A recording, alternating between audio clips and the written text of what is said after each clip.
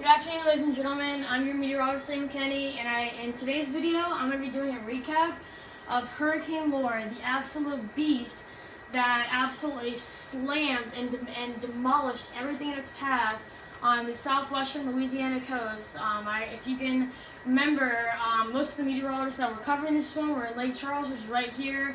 It made landfall on Cameron. Nobody was able to go there and report it because it was that bad.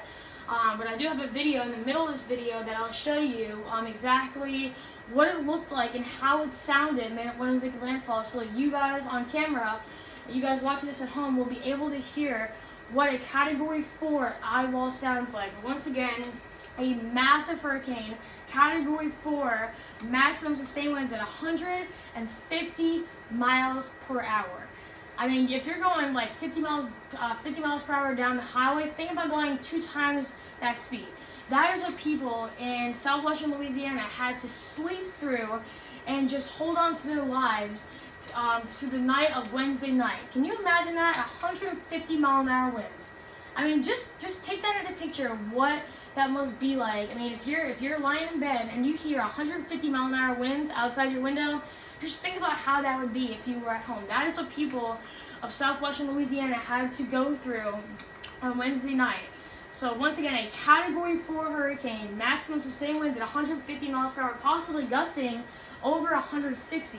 So this is definitely one for the record books. We will never have a Hurricane Laura again, because you all know that once we get a bad hurricane, like this, the name gets retired. So obviously, since this was definitely a hurricane for the record books, thankfully Laura will never be used again. But I really want to get in depth of what happened with this storm, the track of it and everything, and a lot of the impacts.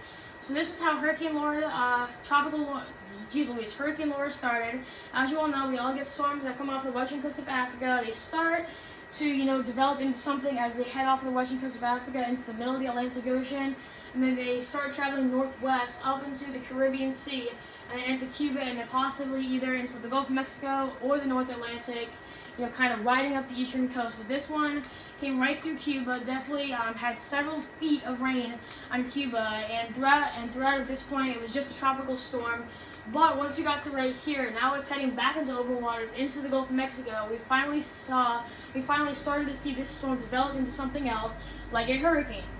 So I believe at this point it was either, I'm not exactly sure what it was at this point, it was either a very strong tropical storm or a low-grade Category 1 hurricane. You know that, tropical storms only go up to 74, and then once you hit that 75 mile per hour marker, then it becomes a Category 1 hurricane. So as I said, I'm not exactly sure if this was a tropical storm or a hurricane at this point. All I know is that it was strengthening very, very fast. So here we go. Now it is either a Category 1 or 2 hurricane. You can definitely see a very deformed eye wall right there. You can see tons of outer bands surrounding the storm. And the reason why this storm strengthened so fast is because we really didn't have that much wind shear in the atmosphere. That is what usually decreases the strength in storms. Obviously, we have plenty of humidity in the atmosphere, and the water temperatures at this time of year, we're probably at, I think right now we're either in the high 80s or low 90s. So we're about 5 degrees above average. Obviously, this time of year, the water temperatures are always very, very warm. But at this time of year right now, our water temperatures are about 5 degrees above average. So that is one of the reasons why this storm was able to grow so fast and become what we call a major hurricane. So once again, we go from a Category 2 now to a Category 4. Look at this beast. Look at that eye wall. I mean, if you were in space and looking down this eye wall, you could directly see right to the ground. That is how well formed this eye wall really was. And you can definitely see a very clear defined outer cloud wall. That is where you're going to see those 140 mile an hour winds right inside of there. So definitely, look at this hurricane in general. Look at the shape and form of this storm. You really couldn't get a better hurricane than this right here. Very clear, very clear eye wall. And look at all these outer bands just surrounding this hurricane. This is one of the most beautiful hurricanes that I've ever seen. And I've covered many hurricanes throughout my weather career. I have never seen a hurricane that has that shape, just like Laura did.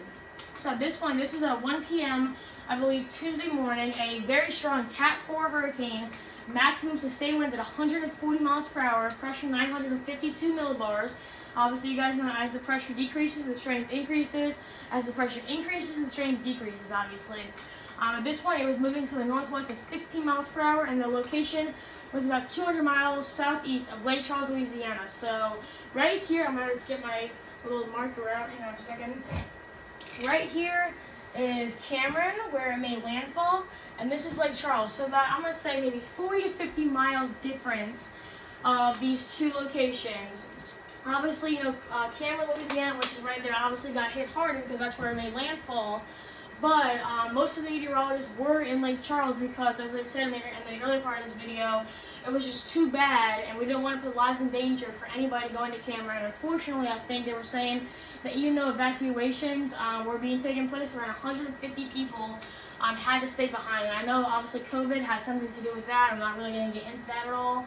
But I just really hope that, that 150 people or anybody who had to ride it out, had this storm out in Cameron, I really hope that you and your family are okay. So once again, 1 o'clock p.m. Central Time, major Category 4, almost a Category 5.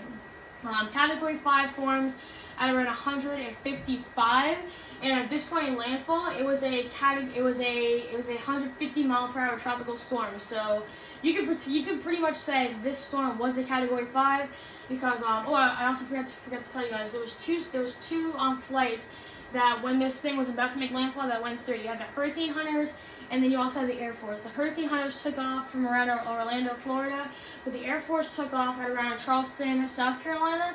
Now, the difference in these two flights was that when they were both in the eye wall, the Hurricane Hunters found winds of 158 miles per hour, and the Air Force only found, I think, winds of about 150. So, with being 158, you only have to have 155 for Cat 5. So, with them finding 158 miles per hour, I'm not exactly sure why they didn't upgrade this one to a Category 5. It really wouldn't have made much of a difference with the landfall. 70 miles per hour isn't really a difference in impacts. All it means is just something for the record books. We could say that at one point in its life that it did make it to Cat 5 strength. So once again, not exactly sure why they didn't upgrade this thing to a Cat 5, but you know what? I'm not a hurricane hunter. I'm just, a future meteorologist that covers these things like nothing else. So this was the enhanced satellite. Look at that. A very clear defined eye. Look at all those big clusters of thunderstorms right outside of the eye wall. And look at this. Even if you're not close to the eye wall, you still have to go through all these bands. And in these bands, we could potentially be seeing winds over 120 miles per hour. That just goes to show you that even if you're not close to the center of the storm, you still could have seen winds, greater than Hurricane Force winds. That just goes to show you how strong this storm really got when it made landfall.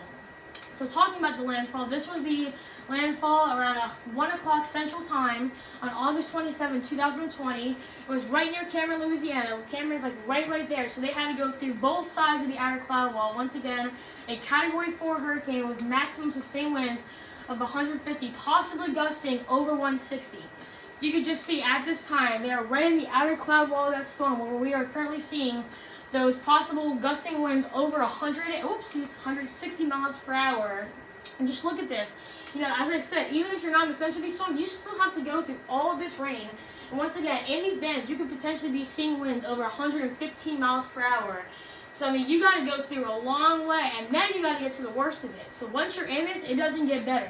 It will only get worse until you go through that first eye wall, then you go through the eye where you somewhat get it clear, but then after that, you get that second eye wall, which is always the worst. Because, when you're going through that first eye wall, everything is getting shredded. And then, if you step outside, which is a very bad idea in the eye, once that wind picks up, if you got debris all over the floor, that could easily, hit your head, cause you to have a head injury, even possibly get, something through your body. That just goes to show you that even if you're in the eye, obviously, the eye is perfectly fine, but once you're in the eye, you cannot go outside. Yes, you want to go see what damage it is, wait until after the storm, because remember, you got to go through that second eye wall, and that eye wall always has the worst conditions, always has the heaviest winds, and just the most dangerous conditions. So once again, a major Category 4, almost a Category 5. You can pretty much say that this storm could have potentially been a minor Category 5 at landfall with maximum sustained winds of 150 miles per hour. So this is the enhanced satellite. Now just take in the picture. Look at this picture. Look at that defined eye wall. That is a perfect, that is a perfect circle right there on the land. Look at that outer cloud wall right in there. Look how strong this storm was at landfall. I mean, just take in the picture. Just look at that for a second. I mean, how much more perfect of an outer cloud wall at landfall can you get? Just look at that for a second. I mean, I am absolutely amazed of how well this storm was defined or looked at when this thing made landfall. And also, I forgot to tell you, one of the reasons why this storm maintained its strength even when these outer bands were coming on shore is because this storm was so strong and it had so much warm waters on the surface of the ocean. It was able to maintain that strength even as it was making landfall. It did not decrease in strength. The only time this storm decreased in strength was when the whole system was over land.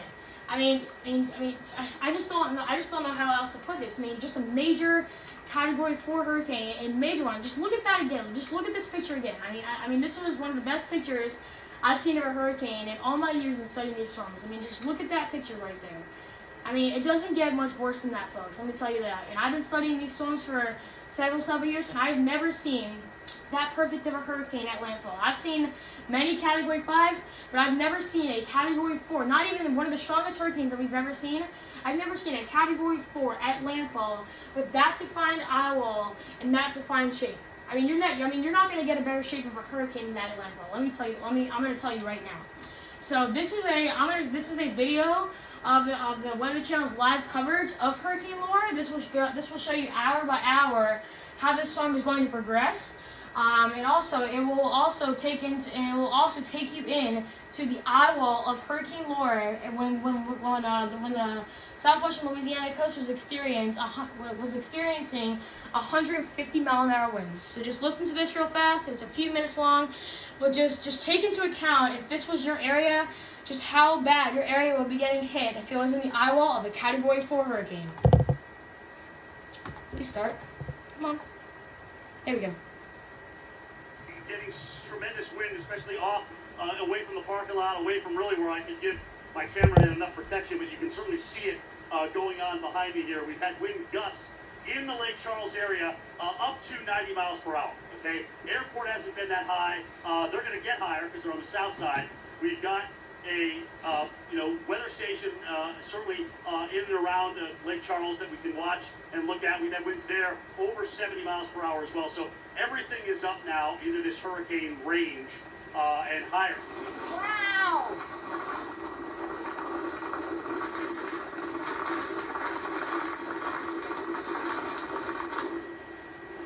Yeah, here it comes.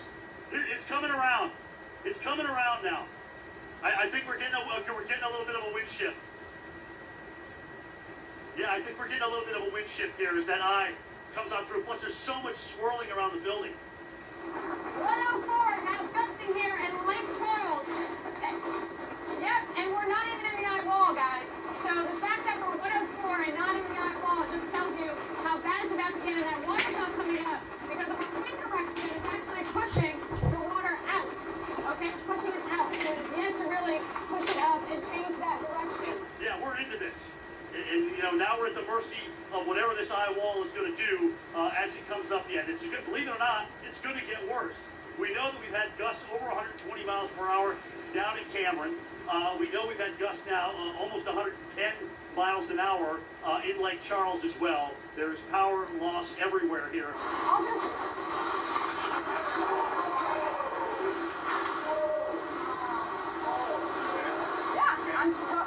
We're fine with everywhere. We are fine. We are totally fine. Everything's okay. So we're back in a corner here on this huge concrete building. And you see, this is where I was going down the stairs and whatnot. But we're just going to stay tucked back here so that everyone can be safe. And literally, I'm wind-free. I mean, you can see nothing's even blowing on my face or anything. I mean, we are so tucked back here in this corner. If you've still got power and you are watching us, you still got to go through the other side of the storm. All right, a lot of us have had to retreat and get some technical issues taken care of. My partner, Stephanie Abrams, is one of those that you just had to retreat and get inside. Tell us what's going on over there. Just about a 10-minute walk for me in the Golden Nugget. Windows were shattering. We were not comfortable. So what we did was we tucked back in. Then what happened was it got too bad. They locked the doors and we're now inside the casino. And that is the wind whistling through the building. Yep. Yes, it is going to be close. But right now we're in the eye walls now. You can see the debris just flying around. Thank God it's only leaves. But man, I'm telling you, the other thing too about the eye, there's little swirls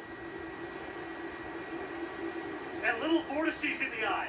And they enhance the wind gusts and obviously the potential of the damage there. And that's what's coming in and on top of us right now. How eerie is that? That is what a Category 4 eye wall sounds like inside a building. We were out here under this overhang. When we got into that eastern eye wall again, the wind was just too strong. You can see how it's swaying these huge lights up to the top. Look at the wind blow the water out of the fountain. Okay, I mean, look how strong it is. Coming in basically due south here is what we're seeing. So too much glass, not a great place to be, obviously with that wind blowing, so we've come in out of harm's way. But this building's been compromised. There are several areas in it where there are either holes in the roof, where there are windows broken, where we've had air conditioning that has been ripped off the building. There's water flowing in one side of the building. So it's trying to breathe. I mean, think about that. You have all this wind rolling through these holes, and it's trying to get in and out. So, I mean, listen to the building. I'm going to walk over here again. And I want you guys, whoever's on microphones back at the Weather Channel, turn this up a little bit, because it sounds like a chainsaw, right? Listen.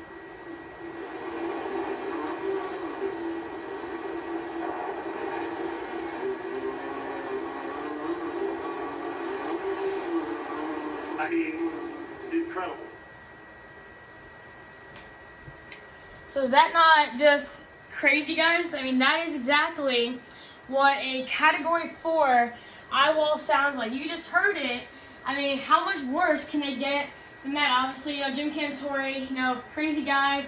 You saw him with the bulletproof vest out there with the helmet. He's the guy that's always going out there. And the crazy stuff. He's my complete idol. I look up to him for everything. But just once again, a massive hurricane. You just saw exactly how strong the winds were with that eye wall as it came ashore. Once it went through Lake Charles. I mean, once it went through Cameron, it went right up to Lake Charles. Obviously, I'm not exactly sure. Obviously, Cameron had to go through the eye wall, but I'm not exactly sure how far into the eye wall everybody in Lake Charles were, including meteorologist Jim Cantore and also Stephanie Abrams. They were both in Lake Charles. As you heard Jim Cantore say, they were less than 10 minutes from each other. And thankfully, they were able to get inside once that storm really got bad.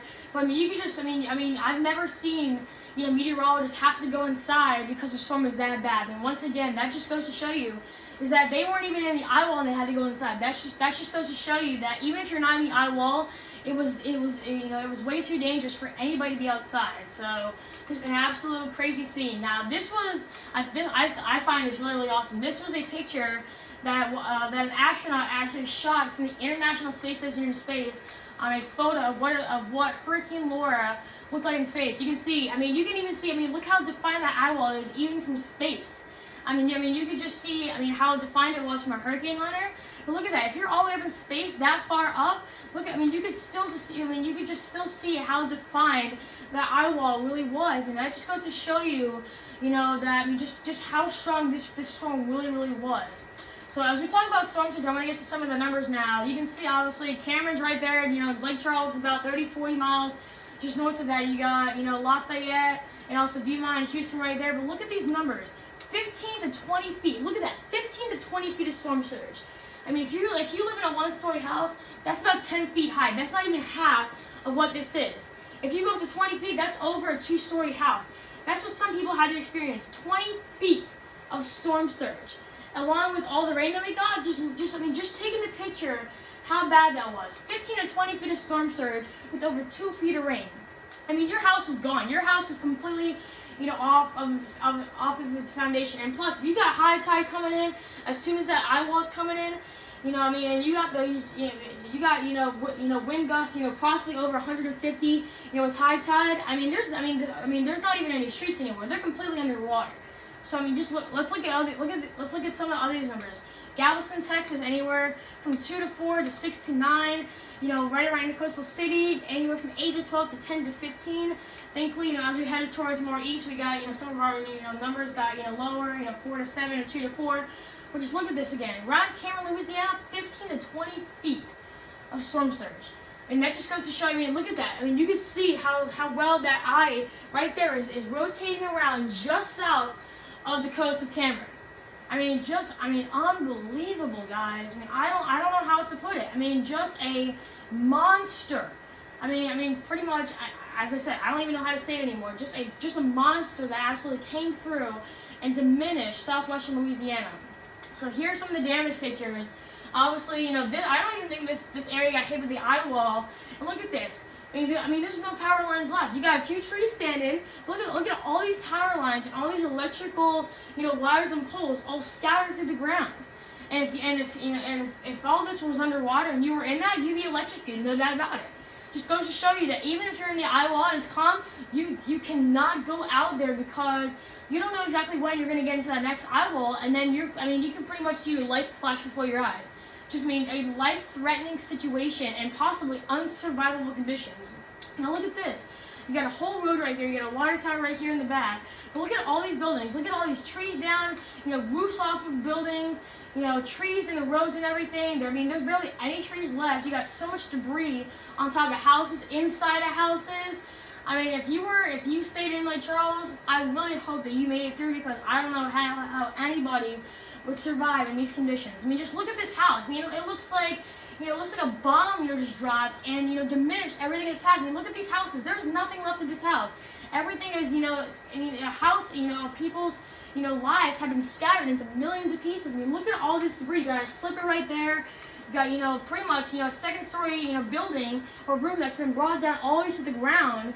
I mean, that just goes to show you how strong these winds were. They were able to go through a building, pretty much knock it off its foundation, tear these walls into pieces, and destroy these people's lives. I mean, that just goes to show you, once again, the power of this monster Category 4 hurricane. So, that's all pretty much I have to talk about Hurricane Laura, and I do want to, express how bad this hurricane season really is going to be. Here's the forecast numbers. We were only seeing about 15 named storms. Now we're looking at anywhere from 14 to 25.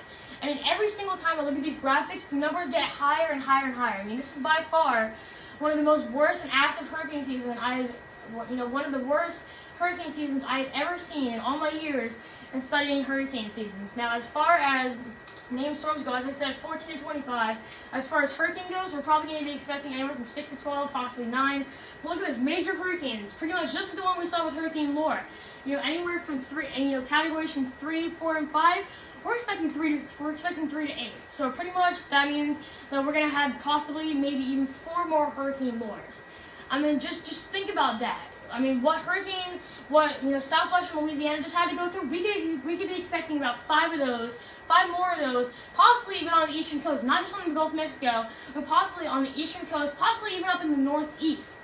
That's just, I mean, just think about what this graphic right here means for you at home. I mean, you definitely need to be prepared at all costs for this season. Now, as far as the probability or the activeness of hurricane season goes, right here, September 10th. So we are pretty much right here. We've gone to, you know, this little peak. I'm pretty sure that's where we had Hurricane Laura. But look at this. We got a huge peak right now. So you could possibly see another hurricane within the, you know, these next 2 weeks. And then once we get to September 10th, that is the peak where we can potentially see, you know, possibly, you know, 3 hurricanes at once. You know, one in the Gulf of Mexico, one in the Caribbean Sea, and one possibly on the eastern coast. You know, just look at this graphic. I mean, September 10th is obviously the peak, but we still have all this to go. And even, you know, even as we go down, we could still be seeing, you know, major hurricanes as we go down this slope. Okay, I mean, that just goes to show you how bad this hurricane season really is. Now, as far as the names go, we have. I mean, this side is no longer, you know, available. We are all the way on this side. We just had Laura. I feel like we just had Marco too. So our next one will be Nana, and then we go down to Omar, Paulette, and down the list. But we are already on the right side, and we are not even close to the peak of hurricane season yet.